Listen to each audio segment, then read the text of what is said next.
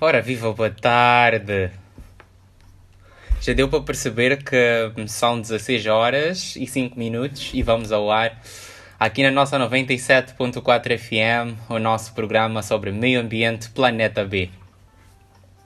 A voz que escuta pertence a Manuel Maloa e hoje é a nossa 38ª edição, dia 1 de agosto de 2024. Há muita gente que logo no início do ano fez várias promessas. Será que já conseguiu cumprir? Estamos em agosto, atenção. Então, caso não, é só começar a envidar esforços, porque senão, mais uma vez, um ano vai passar e não terá alcançado os seus objetivos. Programa de hoje, nós vamos estar aqui com um cientista político, Flávio Kembo. Vamos aqui falar um pouco sobre a questão da ecocracia versus democracia. Como está? Estou bem, Maló. Muito obrigado por me ter cá. É a primeira entrevista que eu estou a falar do tema. É um prazer ter essa oportunidade de partilhar um pouco do que a gente passa anos ou muito tempo a pesquisar. É excepcional. Nós é que estamos mais honrados por saber que somos pioneiros como uma estação radiofónica da Universidade de Bandeira e também a termos acesso em primeira mão a este conhecimento. Flávio Kembo, como é ser cientista político numa sociedade em que a ciência política é vista com muitos tabus? É antes de mais ser louco. É ser louco, é ser solitário, mas também é busca daquilo que é justo. Sabemos que a ciência política não é tão madura como seria, por exemplo, a ciência médica e por isso também conotada com algum partidarismo. A sua falta de imparcialidade ainda, a sua imparcialidade ainda não é o que se espera e é por isso em algum momento também é uma ciência ainda muito manipulável e ser cientista político é muitas vezes ser confundido com políticos, então é basicamente isso. Flávio Kembo, eu dizia mesmo que, naturalmente, que há muitas das vezes que nós fazemos política, mas não sabemos que estamos a fazer política por causa dessa nossa visão cheia de estereótipos sobre o que é política.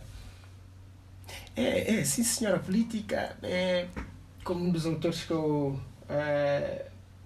prefiro de várias definições que existem, é essa noção de uma progressão naquilo que é o entendimento do mundo comum, que a política é exatamente essa luta pela divisão de recursos limitados que é o planeta, como o programa próprio sugere, o planeta B, neste caso o planeta A, que é um recurso limitado em que os homens devem dividir.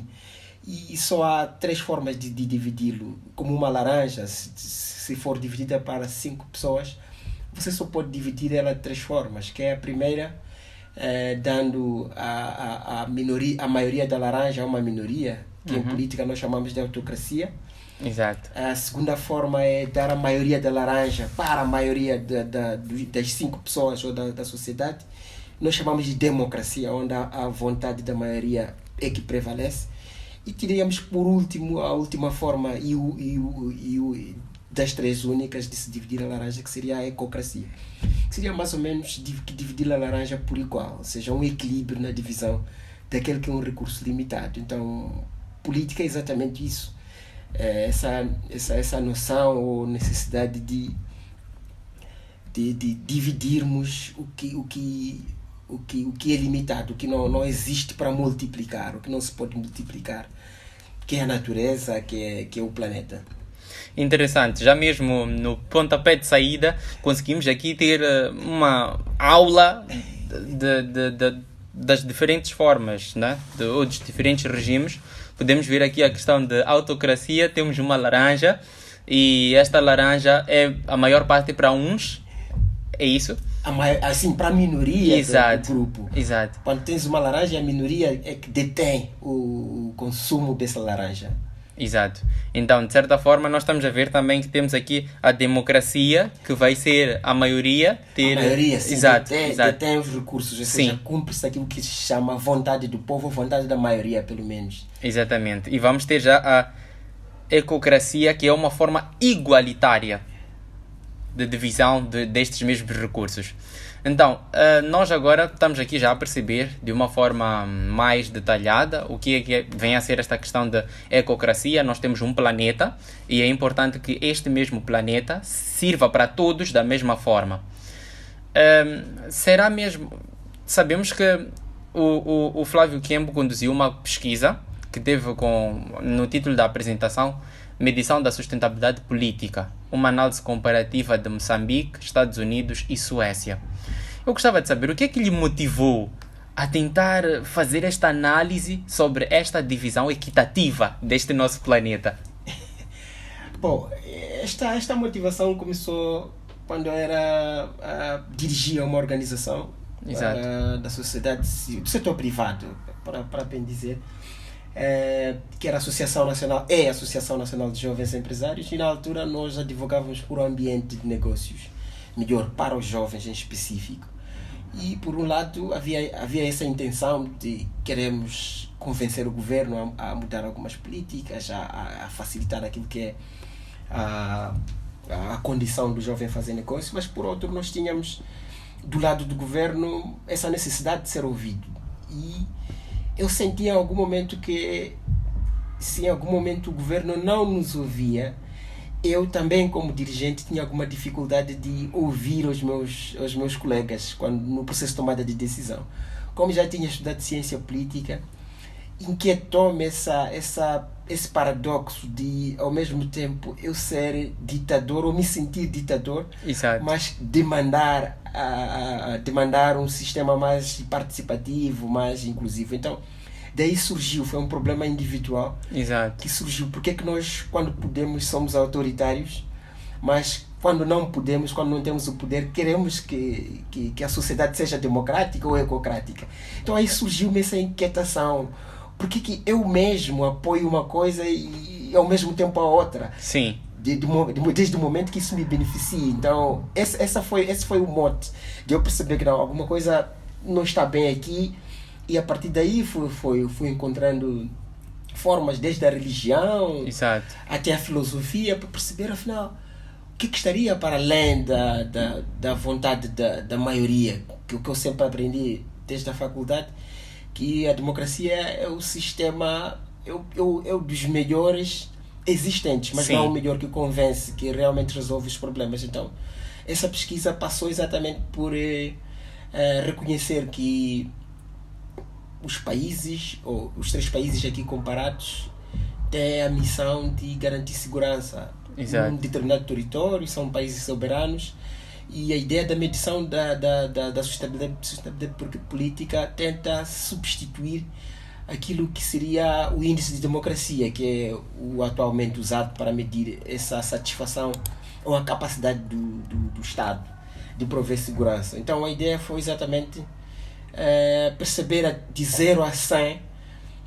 se mesmo países que se dizem democráticos como sim, a Suécia e os Estados Unidos, exato, estariam realmente ou plenamente a garantir ou a serem imparciais com todos os cidadãos. exato. Então é aí que se aplica essas 3 dimensões, que seria esse framework ou essa régua, onde a partir das constituições da República a gente colheu e tratou de dados que nos fez perceber que Moçambique, nesse caso, teria 27% de sustentabilidade política, a Suécia 66% e os Estados Unidos 44%.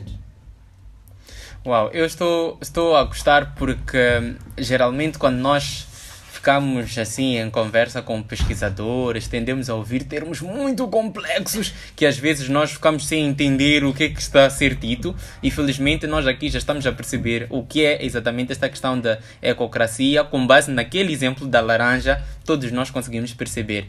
Não será a ecocracia uma utopia? Porque como é que nós vamos conseguir fazer ou satisfazer de igual modo todos? É possível? Essa é uma pergunta central. feita por muitos. Sim. E o que eu tenho a dizer é que a ecocracia já é implementada de alguma forma. Ela já existe até em Moçambique, de alguma forma. Nós temos o caso dos mangais. Sim.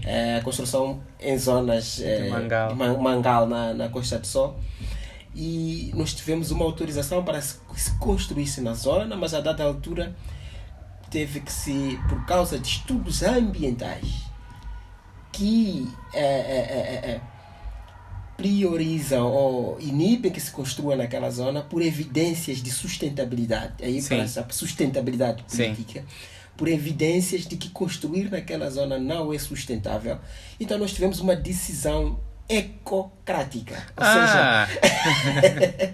Ou seja, só para mostrar que já não é uma utopia. Nós já vivemos isso. Nós temos um caso em Portugal da construção de um aeroporto da Portela, que também está a passar exatamente por esse problema, que os partidos políticos eleitos democraticamente não podem decidir sobre a construção do aeroporto sem que se observe o estudo, ou não podem passar por cima de um estudo ambiental sobre a viabilidade da construção daquele aeroporto. Então, só para dizer que hoje em dia nós já temos algumas áreas, alguns setores já serem dirigidos, ou as decisões já serem tomadas com base na ecocracia. Então, só para dizer que não é uma utopia, assim como democracia um dia foi, mas Sim. nós já conseguimos ter hoje, viver isso de forma real.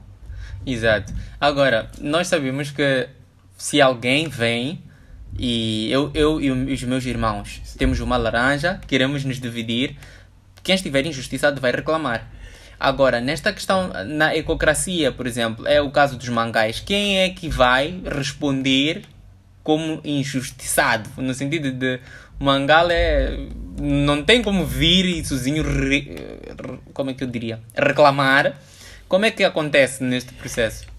É por isso que a definição do estudo explica que a ecocracia é basicamente implementada ou operacionalizada a partir de um parlamento científico. Ou seja, você tem um parlamento que não é partidarizado. Ou Sim. seja, são os cientistas que, após identificarem ou trouxerem evidências científicas de um estudo em qualquer área, eles depositam isso no parlamento científico e o regime aprova aquilo como lei. Portanto, qualquer área, em qualquer setor que algum cidadão, algum cientista perceba que há uma anomalia ou que não sejamos a ser ou agir de forma sustentável com a natureza, essa lei, esse estudo pode ser apresentado e ser tornado lei. Portanto, é a ciência, é através da ciência que a gente percebe e é preciso explicar que adota-se a ecocracia não por uma questão de boa vontade, ou como muitas vezes se diz, para que as gerações vindouras, o futuro também consigam encontrar os recursos ainda acessíveis. Não, é para uma questão presente, mas acima de tudo é uma questão de poder. Sim. Na política, nós dizemos que o poder ideológico, ou seja, a história política é feita de uma luta entre o poder ideológico e o poder ecológico. E que este poder ideológico é nada mais que a vontade da elite, de uma minoria ou da maioria. Sim. E contra uma vontade ecológica que está intrínseca ao ser humano, o subconsciente, que todo ser humano, em toda parte do mundo e em todo momento da história da humanidade, luta contra essa opressão. Sim. Por isso que você tinha colonização, já não tens, tinha partido único, aqui já não tem. Já não tem. Tinha apartheid na África do Sul, já não tem, tinha a questão de direitos civis nos Estados Unidos, ou seja, é como se estivéssemos num comboio a viajar de um ponto 0 para um ponto 100. De 100%, e que toda a humanidade está a reclamar ou está a lutar por esse reconhecimento e que está a vencer, ou seja, o poder ecológico está a vencer o poder ideológico. O poder ideológico são exatamente essas construções que a gente faz partidárias, as construções nacionalistas. Até uma nação é uma ideologia que na realidade é só uma construção, são fronteiras que a gente riscou. Sim, mas linhas no mapa, como dizem. Ecologicamente, naturalmente. Sim. E a humanidade está a negar isso. Por isso que nós temos o país mais poderoso militarmente a lutar contra a migração, por exemplo, nos Estados Unidos, que a fronteira dos Estados Unidos está todos os dias a ceder à ecologia, que é a vontade do homem circular pelo mundo. Sim. Então há esta luta e o estudo procurou mostrar isso. Qual é, afinal, o poder supremo? E nós percebemos que o poder supremo é o ecológico, é a natureza. E que o homem é apenas mais um membro de todo um composto. Exato, o homem é só mais um elemento. É só nós analisarmos como todos os outros recursos naturais funcionam. Por exemplo, se nós formos a ver a própria questão das mudanças climáticas, estamos a ver que os que são impactados não são aqueles que criaram. Vamos analisar a questão das migrações de espécies. Nós podemos ver que o ser humano é o único que não consegue perceber que quando se fala de planeta não tem fronteiras. Por isso que é a casa comum. Eu costumo dizer que o leão é carnívoro. Sim. Ele segue o seu instinto. A gazela é herbívora, ela não muda. O homem tem essa capacidade de se desalinhar daquilo que deveria fazer e que só a partir do conhecimento do que é realmente o mundo, do que é a natureza, do que é a ecologia, é que ele pode se colocar no seu lugar. E enquanto ele não se colocar no seu lugar, ele tem o potencial de destruir o planeta. E a pesquisa procurou exatamente mostrar que ao destruir o planeta nós estamos a destruir a nós mesmos. Então é um poder supremo cuidar, ou seja, nós estamos a viver num sítio que tem um poder supremo de nos manter vivos, e é por isso que nós temos que nos submeter a eles e não ao contrário. E não ao contrário, nós temos que nos submeter a ele e não ao contrário. Excepcional esta colocação. Agora, naturalmente que estava a fazer um estudo, realidades diferentes, Moçambique, Suécia, Estados Unidos. Então, como é que fez? Pode-nos contar um pouco mais sobre os resultados que pôde obter, as diferenças? Como é que é vista esta questão nos diferentes contextos? É preciso primeiro lembrar que os 3 países têm uma proveniência monopartidária, ou seja, os Estados Unidos é produto da monarquia inglesa. Sim. A Suécia também tem proveniência de uma monarquia absoluta. E Moçambique também é um país de proveniência monopartidária. É preciso perceber que os 3 países partiram dessas realidades monopartidárias e foram se descentralizando. A Suécia, diferente dos Estados Unidos, é um país muito mais homogêneo, ou seja, que não é produto de imigração, de muita mistura, e é por isso que tem uma caminhada muito mais suave e sólida para se tornar coesa ou para se tornar democrática. Os Estados Unidos têm muitos preconceitos da sua heterogeneidade, da proveniência de vários povos, de várias raças, também tem sua lentidão para caminhar. Moçambique também tem essa realidade, é membro de África que está atrasada se compararmos com os 3, mas que está a seguir o mesmo caminho, o mesmo destino. Mas por que foram escolhidos esses 3 países? Os Estados Unidos porque se diz a maior democracia, ou seja, um dos países que é o exemplo de marketing em democracia. Enquanto que a Suécia, por outro lado, apesar de não reclamar esses postos, é um país onde a qualidade de vida é indiscutivelmente melhor. E Moçambique, é claro, por eu ser moçambicano, sim. E esse contexto. Então, os resultados foram exatamente esses, que se mostrou que essas sociedades que discutiram mais, ou tiveram mais tempo de discutir os seus contratos sociais, elas acabaram se descentralizando mais, mas que num todo, todas os países estão a seguir o mesmo caminho. E que o estabelecimento ou o fim da história será a ecocracia, não por escolha, mas como destino. Ou seja, estamos a ver aqui que é uma evolução no tempo. Exatamente. Primeiro nós começamos com, como disse, deu o exemplo dos Estados Unidos, a monarquia, alguns o monopartidarismo. Exatamente. Depois é quando vem a democracia. Exatamente. Então, e finalmente iremos terminar na ecocracia. Por quê? Por ser um regime sustentável, ou seja, é um regime onde não há necessidade de o exonerar, ou seja, é um nível exonerável, que onde o Estado deixa de ser parcial, torna-se imparcial e não há necessidade dos homens adotarem comportamentos revolucionários ou reclamarem, porque o Estado é permeável a diferentes ideias, ou seja, é um semáforo que acende o verde para cada automobilista passar. Ele não cria congestionamentos, diferente de outros regimes que privilegia um grupo minoritário ou maioritário em detrimento de outros grupos. E isso, naturalmente, cria esse comportamento, gera esse comportamento revolucionário, natural ou ecológico no homem, que luta. E por isso que nós temos esse exemplo em todas as partes do mundo. Temos aquela imagem do povo de um lado a lutar e o Estado do outro com jargões ou com instrumentos de defesa. Sim, sim. Sim. E tenho partilhado a pesquisa pelo mundo fora e a reação é exatamente essa. As pessoas querem perceber, mas o que é isso? O que é que isso vem a ser? É um termo ecológico muito tido como da área ambiental e misturado a ser introduzido na política.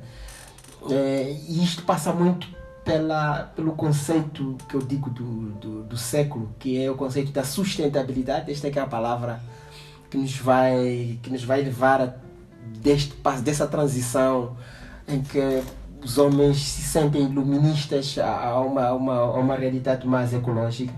É essa busca pela sustentabilidade, porque já é cada vez mais evidente que os recursos naturais são limitados e que nós, como homens, como seres humanos, na nossa forma de lidar com esses recursos, temos a capacidade de torná-los como os animais que entram em extinção. Sim. De extinguir o mundo por via de uma possível terceira guerra mundial, por via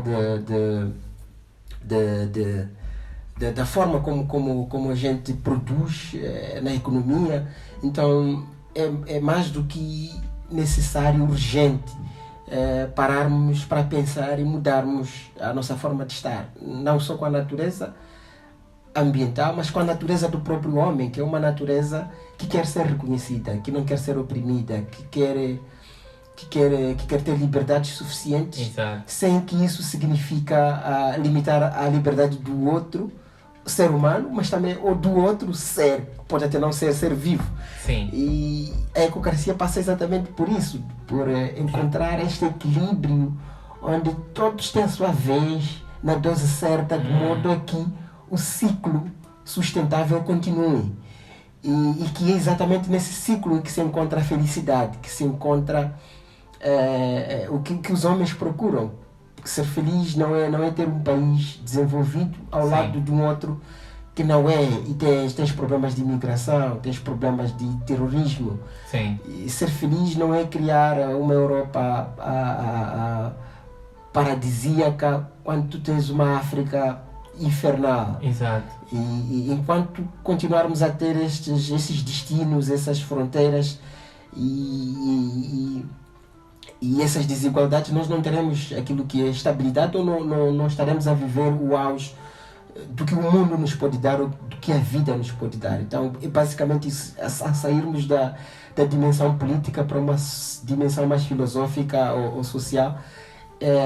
Um regime ecocrático é exatamente aquele regime que providencia uma feliz cidade.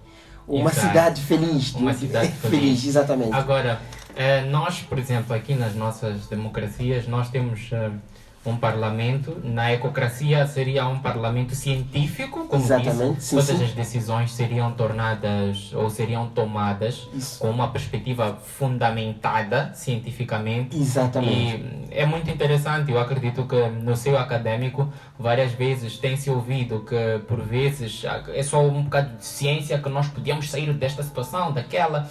Então, trazer esta visão da relevância de reunirmos consensos científicos para determinadas decisões. Agora eu queria perceber, será que como nós na nossa democracia, né, temos a figura, por exemplo, de ministros, presidente. Agora na ecocracia, como é que seria? Também seriam cientistas? Essa é uma pergunta muito interessante, Malô. Muito obrigado. Eu costumo dizer que sempre que eu vires um político a falar, a partilhar uma ideia, uma opinião, provavelmente ele está a falar de algo que não foi ele quem fez. Sim. Ele está a falar de uma... Ou seja, eu costumo brincar dizendo que quem deveria estar na televisão era pai de uma outra criança. Ou Como seja, assim? o político é pai de uma outra criança. Ou seja, tu tens o político como pai de uma criança que está ele todos os dias a aparecer na televisão. Sim. A falar de um trabalho que foi um pai de outra criança que fez. Sim, sim. E seriam todas crianças felizes porque seriam todos profissionais técnicos a aparecerem de formas diversas na televisão e cada um a mostrar ou a responder por aquilo que ele fez. Ou seja, não é que um faz o TPC e depois o outro vai apresentar. Então, a democracia, a autocracia tem este cunhão injusto que os políticos eles tomam todas as áreas como se fossem especialistas e representam, falam por essas áreas. E na ecocracia seria diferente, porque seriam especialistas ou os técnicos de cada área a falar. Por exemplo, nós estamos numa situação de Covid e temos que tomar medidas de restrição, então tem que ser um médico a falar dos cuidados, das restrições, de se temos que não entrar em quarentena, e não um político. Por quê? Porque é ele que está a lidar com aquilo, é ele que vai em seguida responder possíveis questões. Tem propriedade. Ele passou anos, tem compromisso com aquilo que está a fazer, diferente de uma dimensão democrática ou autocrática, onde a sociedade tem menos qualidade de serviço porque está a ser servida por alguém que não prestou atenção, não se preparou para servir. Exato. E então, nós neste caso, os políticos se limitariam a discutir esse arranjo institucional, mas o processo de tomada de decisão já não era feito por eles, porque o seu raio, a sua jurisdição se limita a entender como é feito o contrato social. Se este contrato social tem respaldo, dá espaço para que todos os cidadãos possam participar e possam ter a sua vez de voz. Exato. Para além disso, não precisam estar lá. Então não precisamos ter a figura do presidente, do ministro. E precisamos preservar as dimensões, os contextos culturais, a gastronomia, as danças, as culturas. Essa ideologia cultural, é importante que se mantenha. Mas a ideologia política de dominação de um povo em detrimento do outro, essa é desnecessária e insustentável, porque ela gera conflitos até que se estabelece esse equilíbrio. Eu consigo aqui perceber que a ecocracia eu respondo às principais lacunas da democracia, porque aqui nós estamos a ver que vai haver uma sociedade mais igualitária, uma sociedade sem estas barreiras raciais, de género, uma sociedade de todos, por todos e para todos. Agora, eu queria perceber quais que são os desafios que existem ou que podem existir em países como Moçambique para implementar ou para fazer esta transição. Eu vou dar um exemplo meio estranho, esquisito, que é como uma ferida. A ferida, ela pode se curar naturalmente. Essa evolução que os três países estão a sofrer, é como se a ferida estivesse a curar-se naturalmente, porque os países estão a evoluir, estão a aumentar os seus níveis de separação de poder, mas isto infelizmente acontece após conflitos, ou seja, depois de uma luta dos 16 anos, que nós sentamos-nos à mesa e fizemos uma cura. E para continuarmos a evoluir e a continuarmos a aumentar os níveis de separação de poderes, nós teríamos que ter mais conflitos, não só a nível local ou nacional, mas também a nível internacional. Então, isso para dizer que naturalmente nós estamos a nos tornar ecocráticos, mas que isto podia ser feito artificialmente. Ou seja, a existência de pesquisas como essas são exatamente para dizer que existe uma cura. Não seria necessário aplicar uma dose única. É claro, onde países como Moçambique, que são agora um regime não autoritário, mas também não democrático, nós chamamos isso de um regime híbrido, não poderíamos nos tornar uma democracia plena amanhã, mas poderíamos aos poucos ou gradualmente perceber em que fase estamos dessa caminhada e saber exatamente em que vírgulas ou em que cláusulas constitucionais nós teríamos que reformar ou fazer emenda para nos tornarmos uma sociedade cada vez mais inclusiva e sustentável. Exato. E quais, nós assim vamos falando, tocou aqui numa questão, uma sociedade mais inclusiva, mas agora numa perspectiva assim sumarizada, que benefícios um país como Moçambique teria estando ou acelerando nesta transição?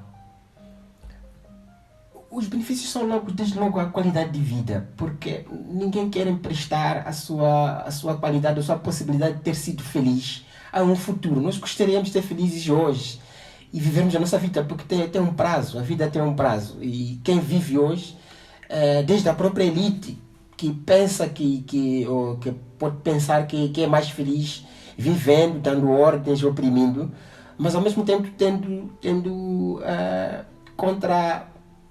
oposição, tendo insultos, tendo críticas. Isso também deixa uma elite infeliz, torna a nossa vida infeliz. É só pensarmos numa possibilidade de vivermos onde todos podem ter o seu espaço, todos podem concorrer, podem competir de forma saudável, claro, sem deixar atrás os que não consigam ser competentes, ou criando condições para que todos possam ser competentes e possam realizar o seu sonho. Então, a vantagem da ecocracia é exatamente essa, como eu disse, é criar-se uma sociedade, uma felicidade. Uma felicidade. Interessante. Também dá para ver aqui que todos seriam empoderados de modo a que todos estivessem capacitados para exercer as suas escolhas de forma consciente. Eu já estou a perceber aqui que onde nós podemos ter uma forma ou um regime de governação em que as pessoas estão cientes de não só pensar no seu umbigo, mas tendo aqui a questão da sustentabilidade. Muito interessante. Agora, nós sabemos que os Estados Unidos da América e assim como a Suécia são países que estão muito à frente em termos de muitas questões. Questões ambientais fazem parte deste elemento que, com base na sua experiência, que lições é que Moçambique pode aprender com os modelos políticos desses países? É o nível de separação de poder. O nível de separação de poder passa por criar condições para que os grupos não hajam grupos privilegiados, ou para que o Estado seja imparcial. Ou seja, você tem três poderes. Vou dar um exemplo muito rápido. Você tem três poderes: o legislativo, o judicial e o executivo. É criar condições para que esses três poderes funcionem de forma autêntica ou livre.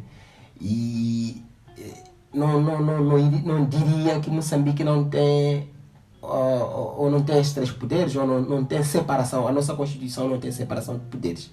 O que o estudo, o que a pesquisa identificou ou descreve é de que existem níveis de separação de poder.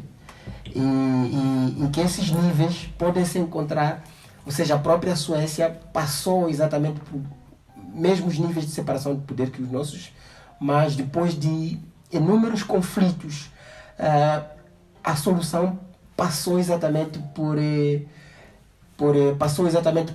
aumentar os níveis de separação de poder, ou seja, colocar o processo de tomada de decisão em mais pessoas.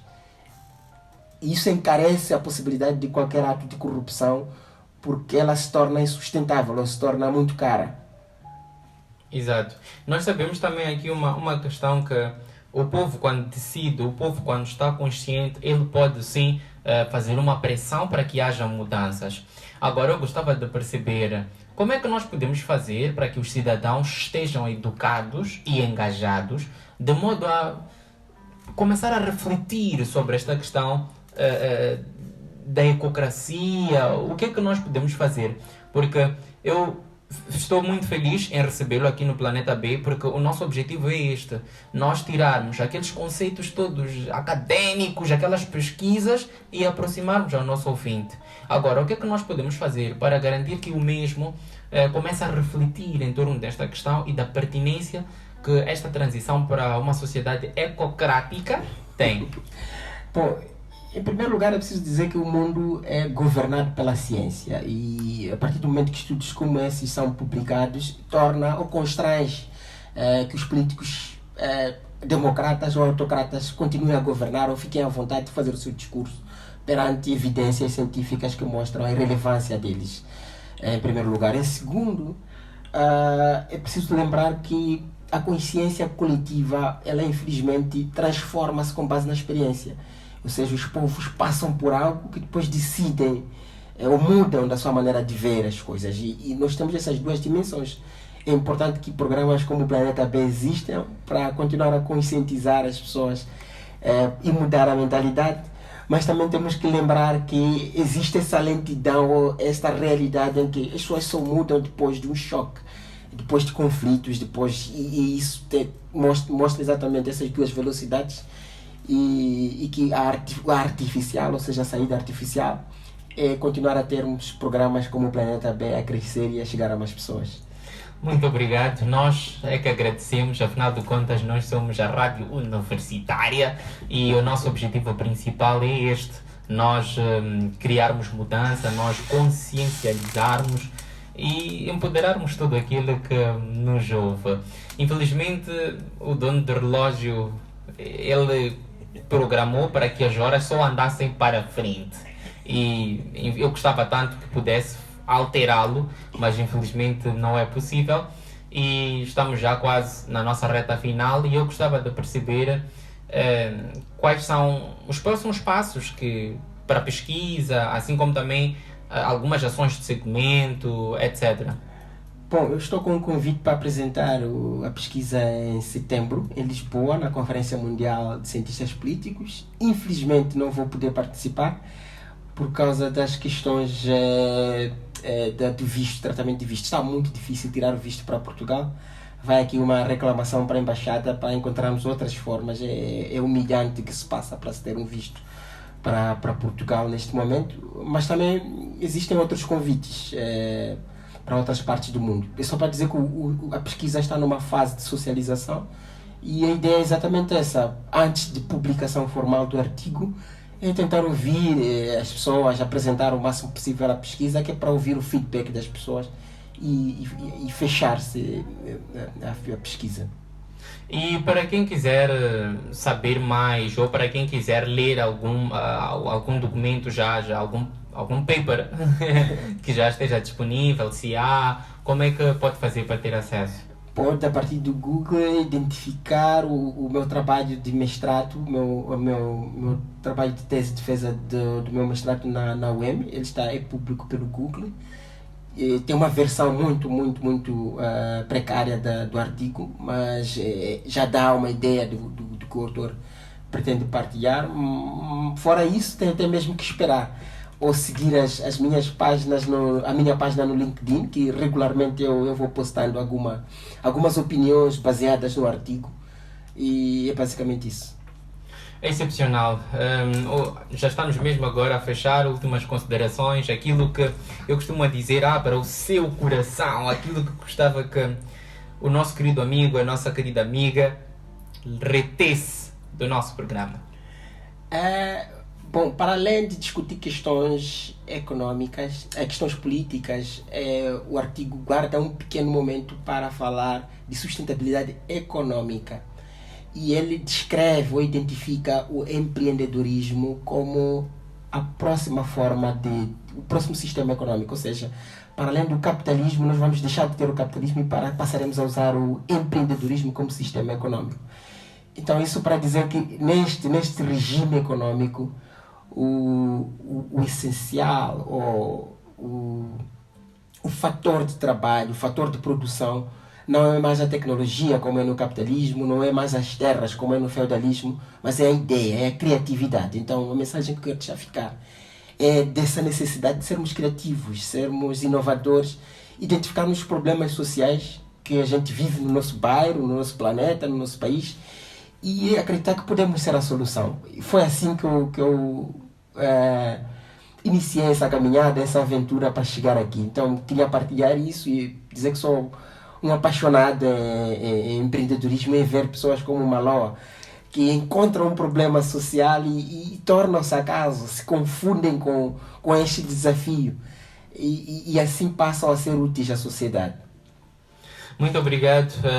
Hoje, a nossa 38ª edição, dia 1 de agosto de 2024, estivemos a falar sobre ecocracia versus democracia e estivemos aqui com a ilustre presença de Flávio Quembo, ele que é cientista político e que muito bem deixou ficar que nós devemos ser criativos e inovadores, termos ideias fora da caixa para resolver naturalmente os problemas que nos apoquentam. Eu sou Manuel Maloa e de mim para você um grande beijo.